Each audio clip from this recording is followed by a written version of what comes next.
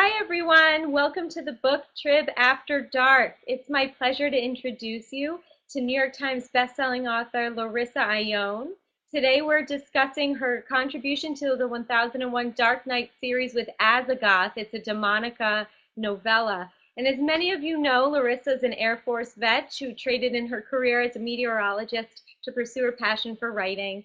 She's since written dozens of dark paranormal romances, many of them bestsellers. And today we are giving away some of Larissa's favorite things. So after the chat, head on over to booktrib.com to enter to win. And also please remember to sign up at BookTrib to get the latest on live chats, giveaways, original content, and more. And to learn more information about Larissa, you can visit her at www.larissaione.com. Follow her on Twitter at Larissa Ione. So without further ado, please help me welcome Larissa Ione. Thanks so much for joining us today.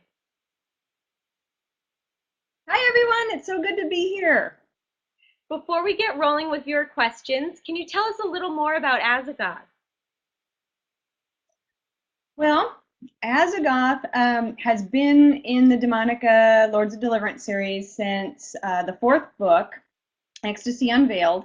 And I knew as soon as he came on the stage that I had to write a story for him. I just didn't know when. And so when 1000 Dark Nights presented itself, I was so excited. I knew exactly, there wasn't even a question who I had to write the book for. So Azagoth is also known as the Grim Reaper, and he runs his own, basically his own realm. He created it himself, and it's not heaven, it's not hell, it's not earth, it's kind of this in-between kind of place, and he guards demon souls. That's his job. So I was just really excited to write that and have the chance, and people seem to be enjoying it, so I'm really happy about that. Excellent. I read that you wrote your first novel at age 12. What was that about? That was a Jack London-esque story about a wolf. It was from the wolf's point of view, and it was, yeah, and it kind of combined a little bit of Stephen King in there too, because I read a lot of Stephen King. I loved horror, so it was kind of a wolfy Jack London, Stephen King kind of story, and it'll never see the light of day, but it was a lot of fun to write. Excellent. Now, speaking of wolves, you have an impressive background. You've been dog training for years. You were also, as I mentioned, an Air Force vet meteorologist, an EMT, and you said that you trained police dogs. And how does that, go into, training police dogs, taming Azagoth for your books? I don't know. Is there some kind of connection there? Not really. I just love animals, and that's actually where I love animals so much, and I love dogs, and that's kind of how the idea for my hellhounds came around. That are in the you first start seeing them in the Lords of Deliverance series, but that's how they got involved. I knew that I had to have big scary dogs in there somewhere, and so that's kind of how that ties in. If that was kind of the question, I guess. Yes, that answers it quite well. Thank you. Now we're going to go to some questions from viewers. Mary wants to know. Oh, she disappeared. I seem to have missed her question. So sorry about that. I've got it. I've Oh, got you it. got it right there? It's Oh, do here it you is. have a I'm so favorite sorry. moment? Yeah, I see it. Do you have a favorite moment in Azagoth, the Demonica novella? I do. It is the scene on the beach. So if you've read it, you know what I'm talking about. There's a particular point where Azagoth has shifted into his. It's a form that he was corrupted by evil. He was an angel, and he went to this Sheol Gra area, and he became corrupted by evil. So in a way, his form even changed, and so he's in this kind of beastie form, and he's completely naked and rather large, and the heroine isn't afraid of him at all, and she explores him a little bit. I just had a lot of fun with that. It probably sounds a little weird, but hello, I have a Stephen King background. So Yeah, there you go. that was one of my favorite. Excellent. Now, Christina wants to know, do you have any celebrity crushes? And do they somehow make their way into your books? Um, ooh, okay, yes. David Boreanaz, who played He is Angel in the wonderful. Buffy, yeah. Yeah, oh yeah, yum. And Alexander Skarsgård. Notice there's a theme here. I'm picking the vampires.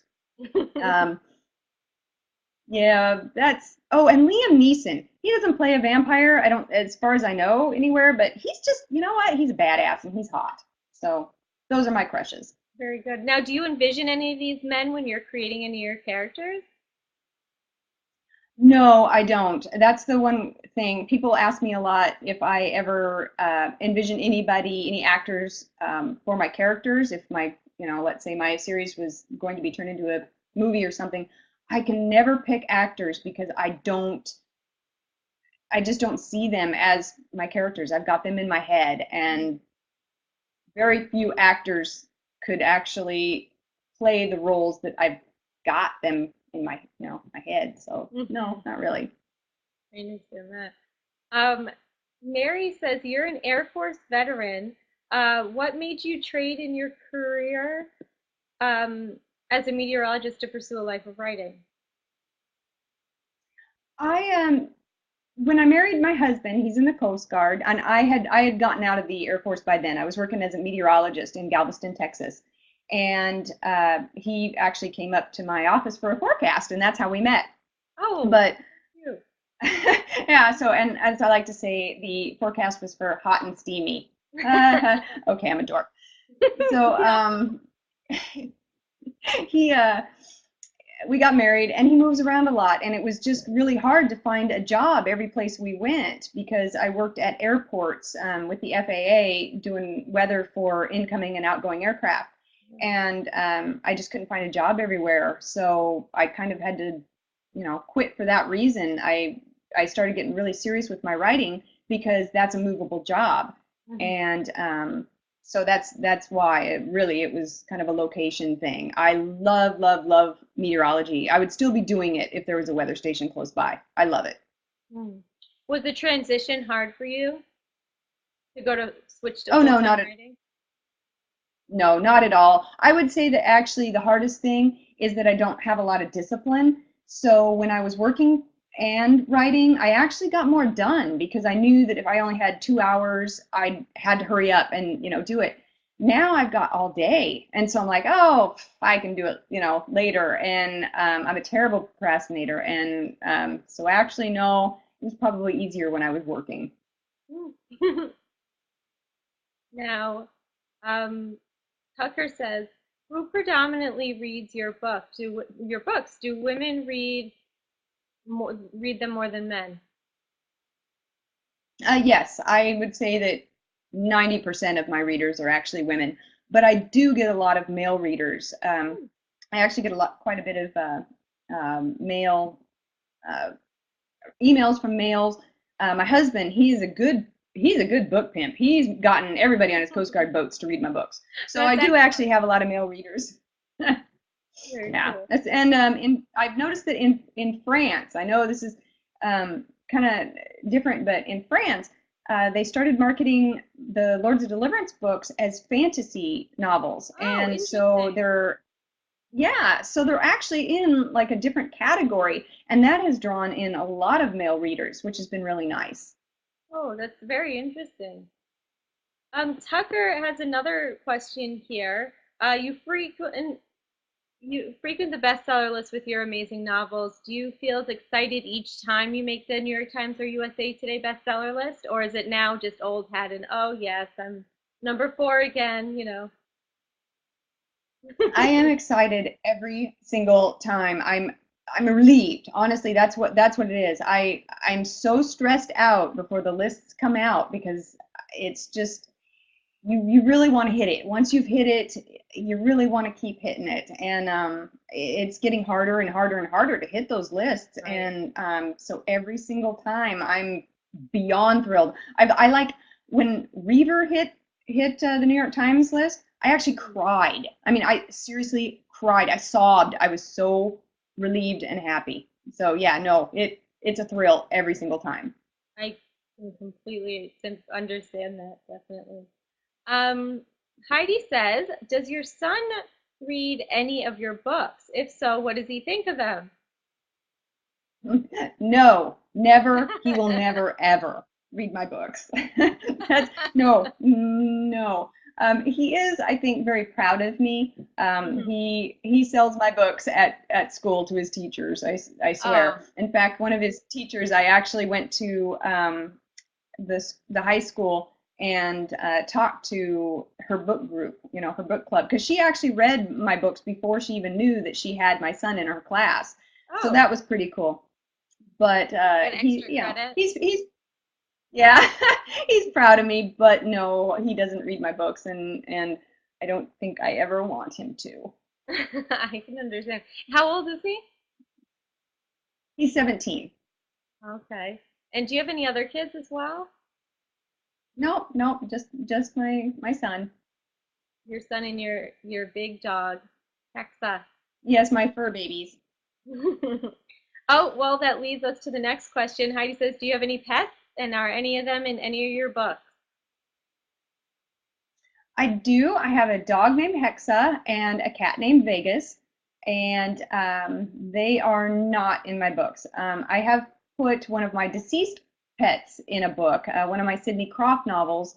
My I was really bonded to a cat. She was my baby, Jordy, and she got a cameo in one of the Sidney Croft books.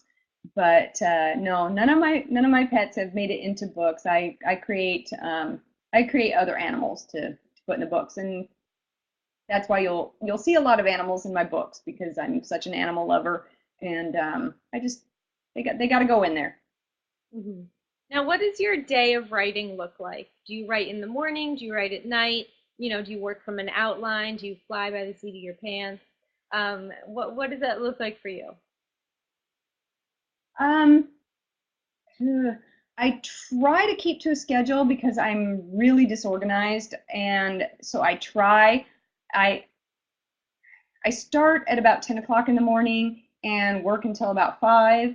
And then I have an office, so I go down there to do all that. And then at about 5, I bring my computer back upstairs and I'll continue working for the rest of the night as I watch TV. That's when I usually handle my emails and things like that. I watch TV and play during the commercials. But I do try to keep to a schedule. And no, I don't really work from an outline.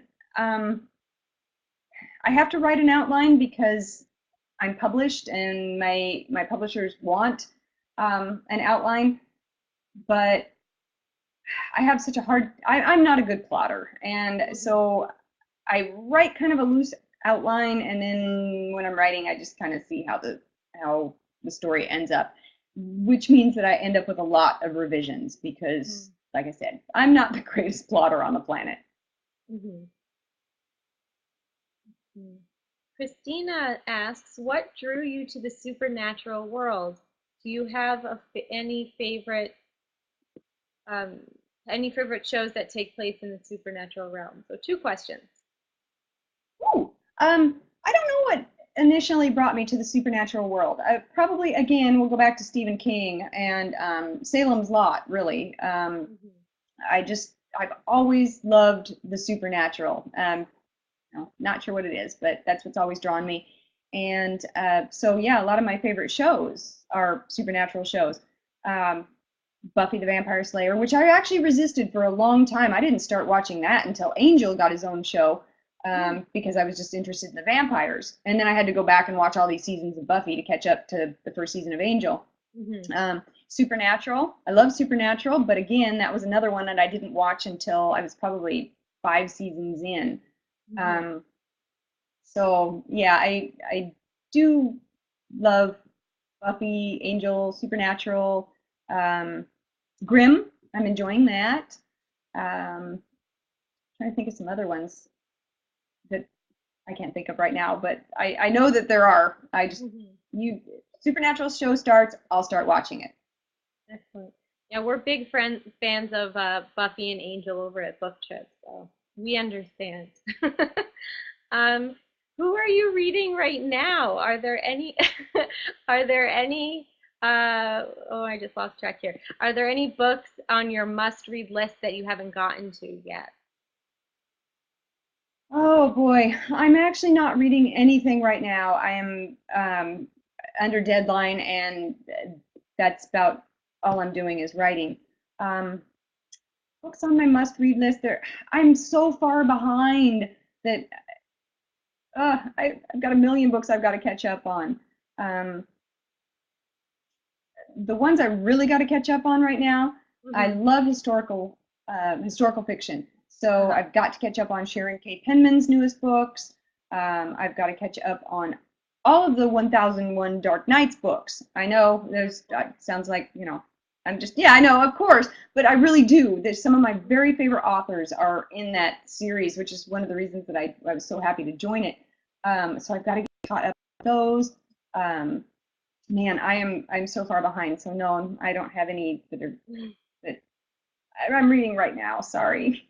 All right, here's one from Brenda. It says Star Trek or Star Wars and why? Oh, so easy. Star Trek. Oh my gosh, Star Trek. I love Star Wars. Don't get me wrong. But Star Trek, yes, I've actually got a Star Trek tattoo. Oh, I've you been do? to Star Trek conventions. Yeah, I've been to Star Trek conventions dressed up. I've been on the set of The Next Generation. I am such a Dress huge up as? Trekkie. I dress up in a little like Uhura, dresses, the classic Hmm. little short dresses with boots. Um, oh yeah, I just Star Trek. Why? Probably because as a kid, I watched the series with my dad, the original series with my dad, and it was just such a special thing that we did, and that's how I got hooked on it, and I've loved it ever since. So that's yeah, Star Trek. Good choice. Um, let's see here.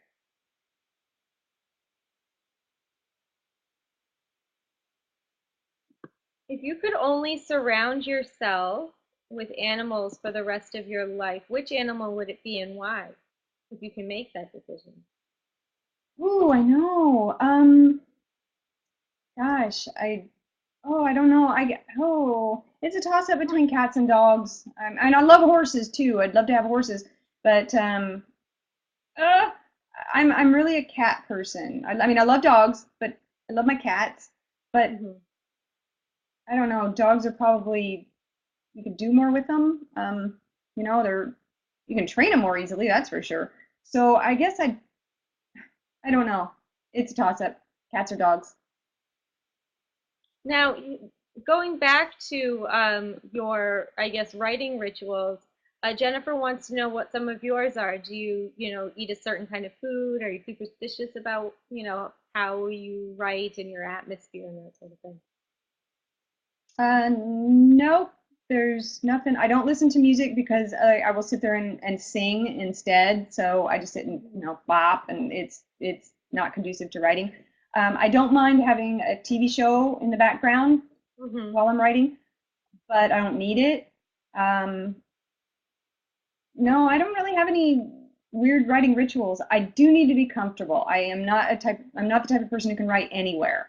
I do like to be home, and I can be in a hotel room, but I really need to be home. I can't write on the road. Mm-hmm. Now, Lara wants to know if you'd rather have a zombie apocalypse or an alien invasion. Um, I guess a future filled with vampires could be an option as well. Oh, if we're talking apocalypse, the best one would be zombie. I mean, hands Really? down, that's the best one. Oh, absolutely. You can't fight disease. You as a person can't fight disease. You can't fight a comet. You can't fight, uh, you know, atmospheric issues. Um, Aliens might be kind of tough. Zombies, those are easy to kill. So No, yeah, you're right. zombies. Oh man, yeah, zombies would be awesome. if I'm going to have an apocalypse, I want zombies. I'm ready for that. Well, that's good to know. We can add that to your list of accomplishments along with EMT, your zombie apocalypse prepared. I am so prepared. Now, Willa P wants to know, have you ever considered writing a book without romance in it? Yeah, actually, one of the things that I'd really like to do is I want to write a Star Trek book, which can have romance in it, but it's, you know, definitely more on the science fiction side. I want to write horror. I love horror and probably wouldn't put romance in that. I do love writing romance. So anytime I come up with a new idea, you know, even if I think it's not going to be a romance, I always end up with some sort of romantic plot in it. So that kind of ruins that. I've even got a post-apocalyptic series idea, and it was intended to not be romantic, but now I've got it figured out, and it's all about, you know, the hero and heroine getting together. So yeah, mostly it's romance, but I could definitely let loose and write a good horror without romance. Now, going back to Azagoth, I want to know what you mentioned what your favorite scene is, but I want to know what about this character really resonates with you. Why is it so special to you? And I just want to know a little bit more about what the book means to you as an author. Well, Azagoth really was he was kind of a mystery to me. He kind of sat in the background, and I really just wanted to explore him, just to kind of see how his realm worked. Really, I mean, a lot of it had to do with his realm and how it got the way it did, because he was an angel originally, and I'm really fascinated by um, people who change drastically. And he changed. He was an angel. He didn't get kicked out of heaven. He volunteered for the greater good. So he became evil for the greater good. And that kind of thing really fascinates me. So I wanted to explore that a little bit and figure out how he feels about that now. It's been thousands of years, you know, later, and does he still feel the same way? Would he still do the same thing? So really, it was just kind of a way to explore a part of the realm that I hadn't explored yet, and also bring him to life and figure out, who he is and why he did the things he did. Excellent. Now, can you tell us a little more about the rest of the Demonica books? Yeah, they're basically they start out in a demon hospital, and everything's set in this underworld hospital. And as the world evolves, it kind of shifts to the Lords of Deliverance, which are about the four horsemen of the apocalypse. But they're all really, really, really connected. I mean, they really are the same series, and they're all about. People ask, well, why demons? And why write about these evil characters? But people, you know what? People can be scumbags. And I wanted to, I mean, seriously, there are some really horrible people out there. And so I just kept thinking, what if you took people who were supposed to be horrible, but wanted to be good, or who could be good? It's the exact opposite. I think that people are mostly good, but you've got the real evil scumbags out there. So I thought, what if you took demons, and most of them are evil, but there's good ones there too. So that was kind of how that kind of came about. I wanted to explore that, and so that's what the Demonica and Lords of Deliverance series are about, is taking people who are probably not, they've got their base in evil, but they want to be good in, the constraints of their upbringing and what they are, their DNA, basically. So yeah, that's what those are about. Um, what kind of reaction, Diana wants to know, what kind of reaction do you have when readers have responses like, I need a cigarette after reading one of your novels? Are you embarrassed by writing some of these raunchy scenes, or is that what you're looking for? You know what? um, I'm not embarrassed. No, I mean, I might be a little bit embarrassed when like my mom reads one of my books. Um, but she hasn't read the Demonica series. She tried, but those were a little bit too much for her. So she started reading the Moonbound Okay. series, and so she read the first book, Bound by Night. And I intentionally made those books a little bit less uh, raw, really, I guess is the word for it. They're still steamy, but I wanted to write a series about vampires that, my mom could read. And they're, like I said, they're still very steamy, but it is nice to get that reaction. Oh, I need a cigarette, because it's like, good, I did my job. Exactly. I did. Yeah, excellent, I did it. And hopefully they realize that those scenes aren't there just for one reason. I mean, every single scene I try to reveal a piece of the character, or forward the plot, or whatever. They're not just there for that reason so that people, can have a cigarette. But if Hmm. that's what happened, that's great too. Definitely. Let's see. We're wrapping up in a few minutes, so I'm gonna just get one more question here. Um, is there a book of yours that you like the most? Is there something that you've written that means the most to you, or has sentimental value, or you just like the story the best? Is there one of your books that you feel that way about? That would probably be Passion Unleashed, which is the third book in the Demonica series. Um, that one, it just came so easily. So I think that one is probably my favorite.